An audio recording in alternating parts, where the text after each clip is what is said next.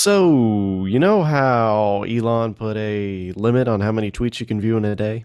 Yeah, yeah. Guess who just put a limit on how many threads you can read in a day? Uh-huh. Yep, I've heard about this. Threads, Mark Thank Zuckerberg or you. whoever added a limit. They did. How do you feel about that? I think it's funny because everyone was so upset and not very understanding, or the people who were not understanding of why that would be a thing, were saying that, Threads wouldn't do that, or this is why I don't like Twitter. And then, yeah, Threads had to do the same thing. So I just find it really ironic and funny.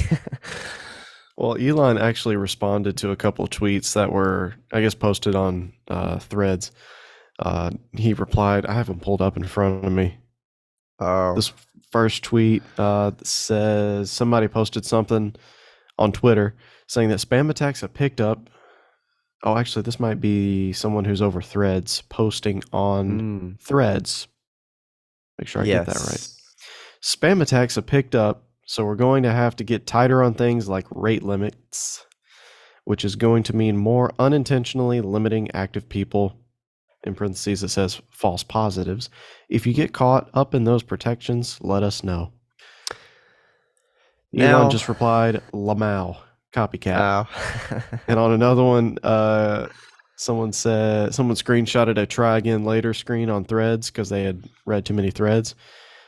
Elon replied to that picture and says, "Seems oppressive." nice. He always has really good comebacks and replies to stuff like that. I mean, how do you feel about the limit? I'm sure we touched on this last time. I get it. Hmm. It kind of limits spam accounts from just being created and then being able to use the app as much as possible. And then there's fake accounts. Hmm. But the negative of that is obviously, I don't know who's looking at 600 tweets, 600 threads a day, Yeah, that's but quite a apparently bit. this is a big problem for some people. Well, basically, what I'm curious about with threads, the way that they're limiting it and the phrasing that he used, like some people might get caught in this and have false positives. I'm wondering if they can look at certain attributes of how you're using the app to try to key in. And because what it sounded like, and I obviously don't know this, but it sounded like Twitter, their approach was if you reach 600, if you're not a verified blue member, then you were done for the day, right?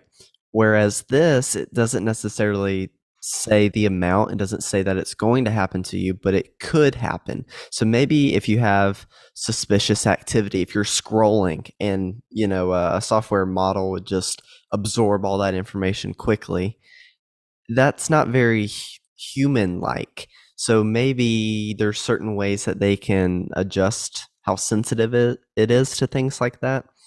I'm not sure, but also verifying people would help. It That you're a would, real which is person. also something you have to pay for, which is also Hmm. something he recently implemented. Funny how Mm. that works. I get it. I think they might should set up some algorithms to search for bots and then not tell people what it is so that they Hmm. can't make bot accounts to do that. I Yeah, don't know. that would be smart. I mean, you could always make more bot accounts if there's a 600 tweet limit or thread limit. Then okay, now we got to figure out a way to get creative to make more accounts, a little bit quicker. There's so much that goes on into this. It's really impressive how good like modern day hackers or like it is their profession and they are very, very good at this. Even where I interned, we would have lots of different types of attacks and different ways that people would take over your account. And it's always so impressive to me how they're able to do things. We even had someone who they lost control to their computer entirely, their phone entirely, their credit card entirely, and they were watching the hacker use their computer in front of them and they couldn't stop it. I mean, just things like that. You hear about it and you're like, oh my goodness. I can't believe that someone is that good. And there's on the other side, there's this whole team and all these companies that are trying to have the best security. So that's what honestly makes technology and cybersecurity so interesting to me. There's my sales pitch for it because it really is. There's so much dedication to the good side and the bad side of both, and it affects everyone. So, yeah, that's why you should get into Yeah. technology. Well, it's a very interesting conversation. I think people look at it just at the surface level, which Yeah. is, oh, I want to be able to look at more tweets. I don't want to be restricted. It's not really that. The less hacking that goes on means there's less tied to your account that can be used against you. Yeah. Yeah, that's true. If you're There's somebody a that lot uses the more to it. same, yeah, if they use the same password for everything and you're suddenly tweeting when you're out of town or what bank you're with, or I don't know, just when your dog died, you're probably going to include what the name of that dog was, or Yeah. if you're tweeting about your mother-in-law, you're going to figure out your mother-in-law's maiden name or vice hmm versa. Yeah, so it's really interesting how people will use all of this like social engineering to figure out what your password is and to get it to reset because a lot of it to reset your password, not so much anymore, but at least one step will be your like security question that you set up. That's not the only one, but sometimes it can kind of come down to that. And a lot of times it's very basic information that people put on social media. So if I know who you are, I know your name, and I'm trying to hack your account, then I can look at everything that you post, and everyone puts everything on social media. And these questions are like your dog, the dog's name, where you grew up, where you went to high school, who your best friend is, Your pretty mom's maiden much. name. Yes, everyone posts this stuff. And so, yeah, I mean, I think you need to be careful what your security question is and make sure that it's not something that you've posted about. So, yeah. Yeah, so that's my little news piece. What do you got? All right. Well, this actually kind of goes similar to the password stuff. I'm sure you've heard about it before, but Netflix is getting a lot more serious about cracking down on people's passwords. And I wanted to bring this up because this affects a lot of people and their whole setup and their financial budget of paying for 13 different, media services or streaming services. So, first of all, what are your thoughts on this, just as a whole, about Netflix cracking down on password sharing? I don't really see why they didn't do this a long time ago. We all Mm. saw it coming. None of us like it. Mm-hmm. Obviously, everybody shares passwords for Yes. logins. Even now, I don't even know what the point of it is because don't they have a limit on to how many screens can be going at the same time? I think so. I think that they've slowly implemented more and more measures to make sure that people can't do it excessively. And I think one of the main things is maybe you have multiple devices, but they're mobile devices. So you have one main TV and it'll pick up on that and it knows the model of your device. So I can't go to one person's house and set up Netflix there and go somewhere else and have it on their main TV. Maybe you can right now, but there's restrictions on like Hulu and with how many TVs that you're going to be able to put it on. See, I don't know if this is a smart time for Netflix to do this. Maybe it's the best time, best opportunity they have because no new streaming services have come out in the past couple of months.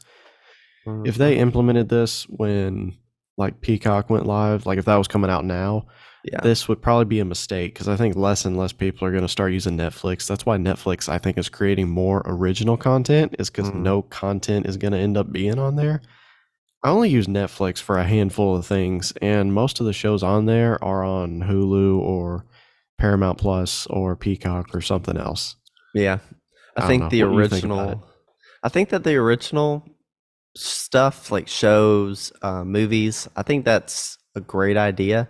One thing that's interesting about this is everyone expected their revenue and their signups to drop, but it increased after this, according to this, by 5.9 million subscribers globally, with Wow. US and Canada making up 1.17 million new members from April to June. So that's kind of a big deal, and it had an opposite effect. But if you think about it, if you really like Netflix and you can't password share, you got to make a new account and you got to start paying for it. So it increased their subscribers and increased revenue, obviously. And like you said, no one likes this, and everyone kind of thinks it's like a jerk move. But honestly, it makes sense. People who are sharing passwords, I mean, I'm not going to say I do it But who publicly, doesn't? but who doesn't? And why wouldn't a company crack down on this? I mean, it makes perfect sense. I'm not upset about it, but like you said, it's kind of odd that it's taken them this long to get this serious about it. But I think more people are going to be doing the same thing, more streaming platforms. It's killing the revenue if everyone just shares the password and shares the same account. That's what I'm saying. If it had that much of an effect, which is the total opposite effect that I expected, why didn't they do this a lot sooner? Hmm.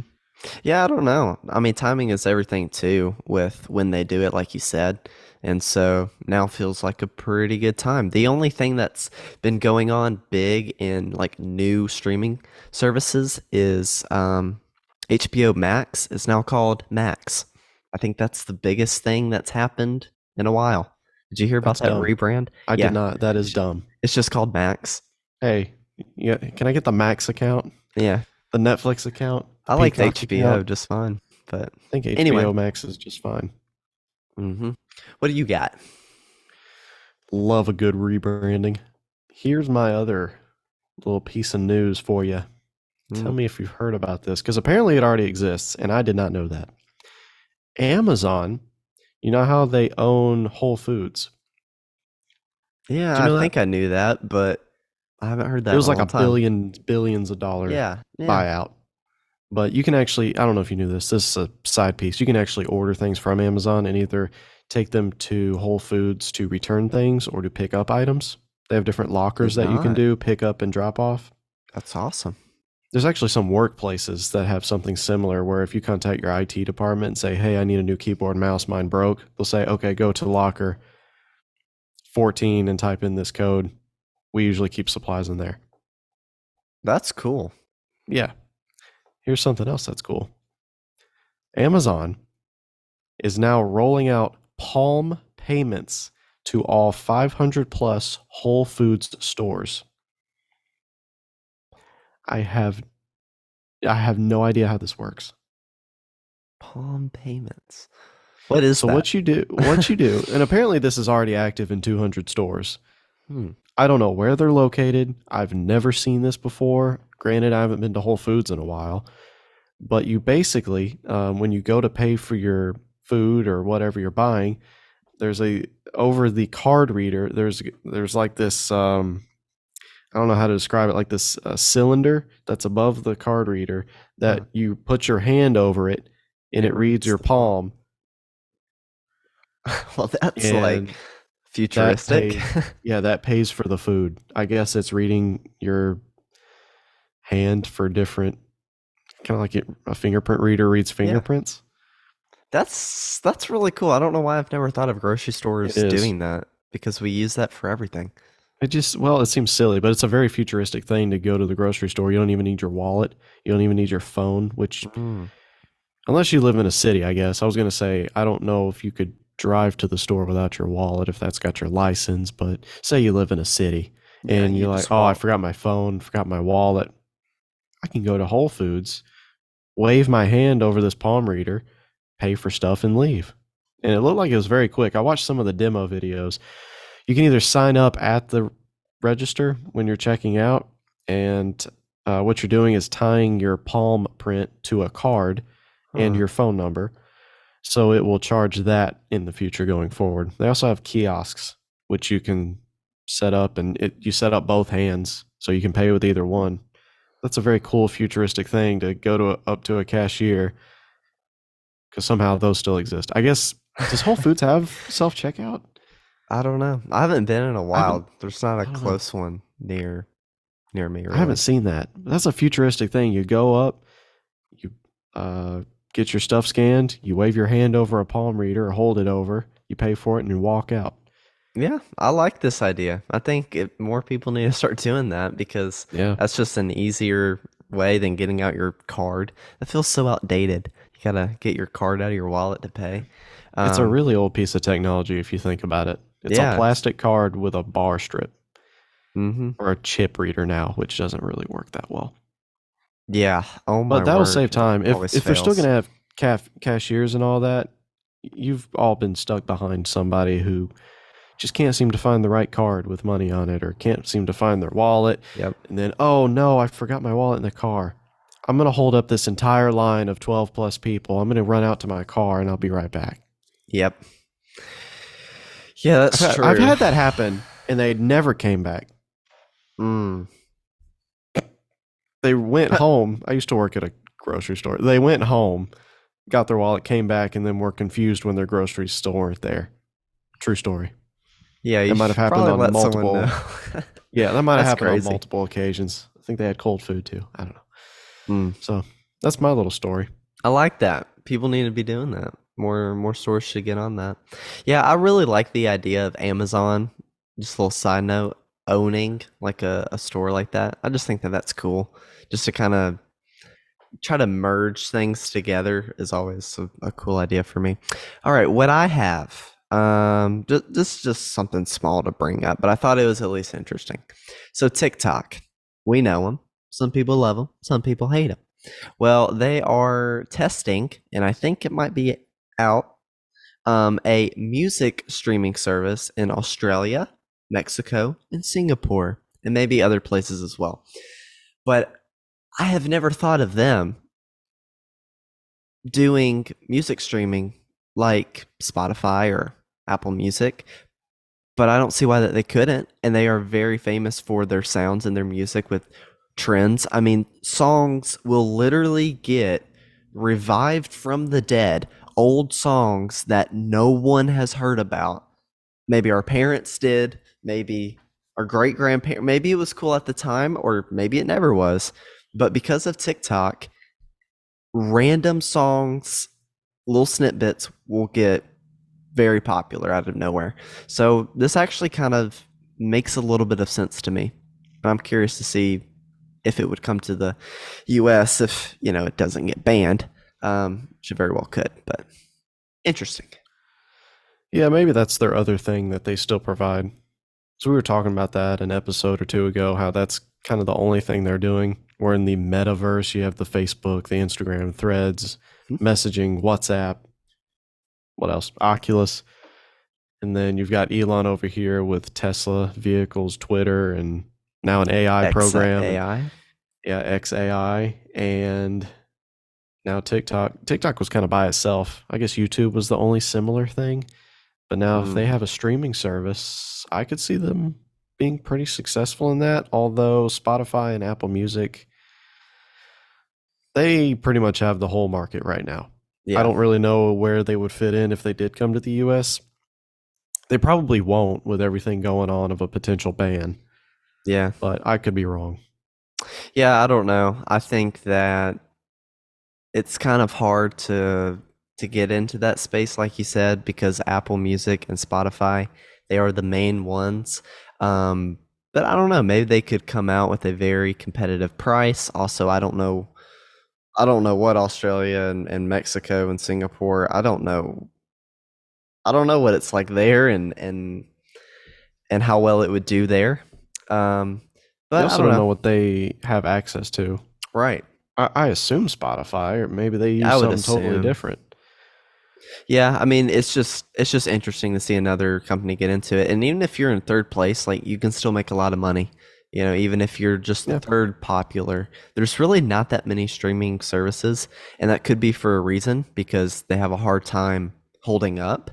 I mean, there for a while, Spotify was looking like it could go under because Apple is a huge company and Apple Music, they don't have to make money off of Apple Music. They could No. be losing money, but it would give them more attention and they make money elsewhere. Whereas Spotify, they are a music streaming service only that I'm aware of. And so it's a lot harder for them to do it. But because they've been established and been around for a long time, they're still around and probably will be.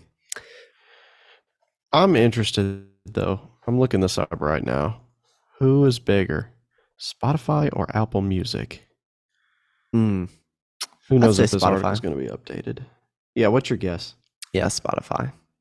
Without me looking, I would say Spotify, but not by as much as you would think. Here's a article from May 12th of 2023. Spotify currently has over 515 million users and 210 million premium subscribers worldwide. Apple Music was once the leader in all things digital music, but is currently behind Spotify with more than 98 million users. That is a big difference. I was completely wrong. What were the two numbers back to back? Say them again. Spotify is 515 million users. 115. Actually, Oh, do you have to combine premium and the non-premium, or is that yeah, total? it says 515 users and 210 premium. I don't know if that 210 is part of that 500 million, but either way, Either way, it's in the hundreds of millions. And as of May of this year, Apple Music was 98 million users. yeah. I mean, Spotify had to make some moves. They are now like signing people like Joe Rogan. He is Spotify like only. At least that's where Exclusive. he's exclusively there. Of course, things get posted to YouTube, but just clips, not full episodes. So those are really big deals. And maybe others as well. They've added like the video, which I think for us on this tech podcast, you can watch on Spotify or YouTube, the video version. We don't do that for the tapes because currently uploading that is already a monster. So it would kind of take too long. But yeah, this is an interesting story to me. Got anything else? That's it for me. Okay. Well, I have something else to bring up. And this I am very excited about. Oh, dear. So I've been saying this for a while, Microsoft, Google, Meta, OpenAI, they're all doing OpenAI. They're or not OpenAI. They're all doing AI things. Apple has not. Well, pretty big in the news this week. Apple GPT has been No. Yep. has Who's been a naming thing. these things? I don't know. That is I don't know. terrible. It sounds like they just stole Chat GPT but What put is Apple in front of it. GPT? What does that stand stand for? Look that up. But let me give a little Let me something. gurgle this. Gurgle this, and I'll give this little report. So, according to Bloomberg, Apple is working on a chatbot and has already been testing it internally. Sources claim that Apple's AI plans are expected to be revealed in a major announcement in 2024. Apple, Apple engineers are said to refer to the AI as Apple GPT internally. None of this is official. This is all rumors, but I've seen a lot of rumors and I've seen a lot of news stories, and it's going everywhere. So the name is not official. It could be worse. It could be named Bard. What a horrible name that is, in my opinion. It could always be worse, but this is a chatbot-like feature, similar to ChatGPT.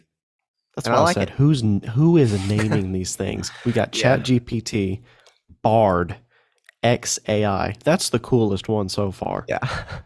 Well, let me hit you I with don't even- this. I don't even know if it's out yet, but it sounds cooler. Have you heard of Llama? No. So, is this not the That is stupidest terrible. thing in the world? That So, is ridiculous. Llama 2, actually. This is made by Meta. They have their own AI. The reason you probably haven't heard about it is because it's not like everyone publicly uses it public, but it was a like model. So a lot of these companies, they make models that companies can use and can be used for commercial uses, but it may not get popular to the public because it doesn't have something that's very nice and pleasing for us to interact with, like ChatGPT. So I'm excited that Apple is going to make a chatbot version so everyone can jump on board.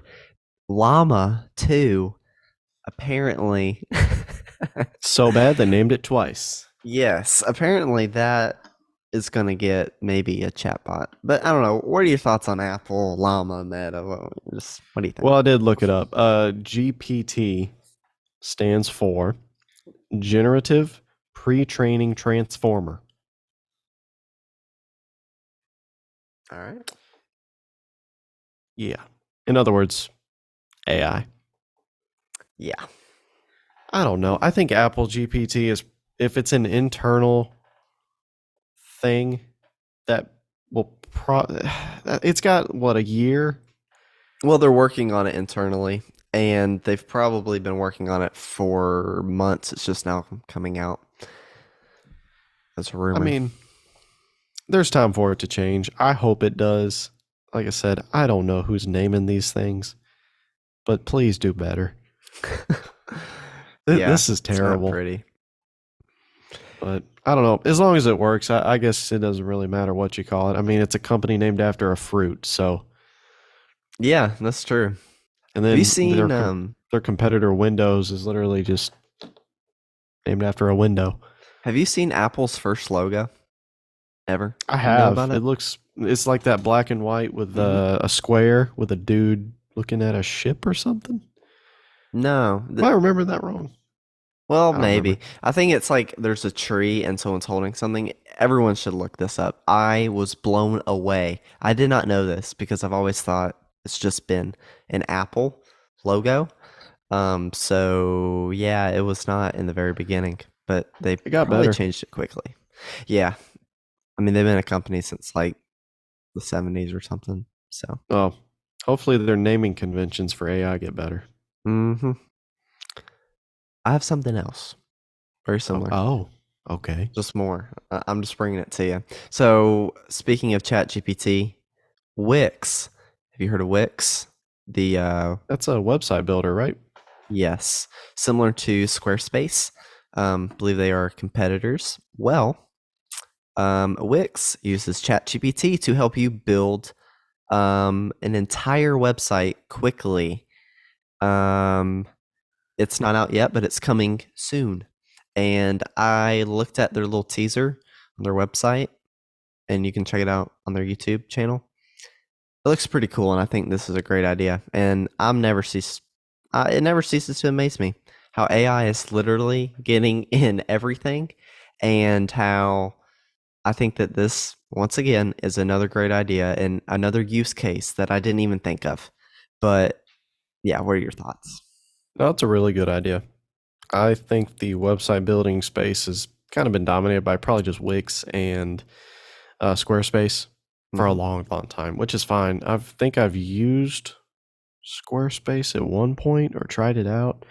I looked into using them at one point for some other project years ago, but yeah, it's interesting to see where AI just keeps inserting itself. Music, uh, images, posters, movie posters, trailers, movie trailers. Have you seen that? Mm-mm. I haven't seen Um, that. maybe it wasn't a movie trailer. Well, that's not what I'm thinking of, but on a different project, I saw it posted where um, some studio tried using it for a trailer, and it turned out to be trash. It didn't look good at all. Mm. But then there were other ones that have used it for like opening credits, and those have turned out really good. I don't know what they did differently, but yeah, AI and websites, why not?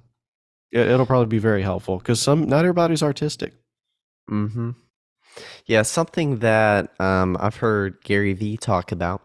I don't know if I've said this on here, but when people ask him about AI and they're all skeptical and think it's going to destroy the whole universe and all that, his response is the tractor analogy. Have you heard the tractor analogy? I It's have heard. I like love it. I love it too because it's true. He was like back in the day, 80% of workers were working on a farm. And then the tractor came out and everyone was terrified because it destroyed all the jobs. Well, look at where we are now. It's changed everything. It makes new jobs because now you have the the mechanic, you have to put oil in the thing, you gotta have gas in the thing, you have all these different areas, and it makes the production of crops and everything a lot easier.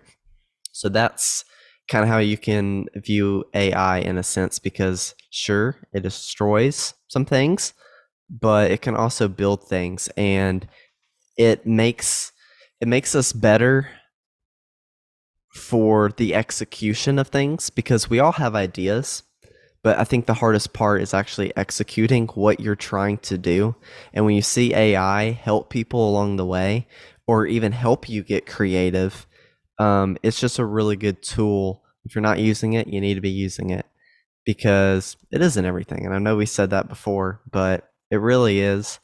And yeah, it can help companies. It can help you build a new one, and help some of those jobs. Like, people always think, well, all these companies they're just monopolies. There's no one to compete with them. Well, it's kind of because you got to hire this large amount of team to do every little detail.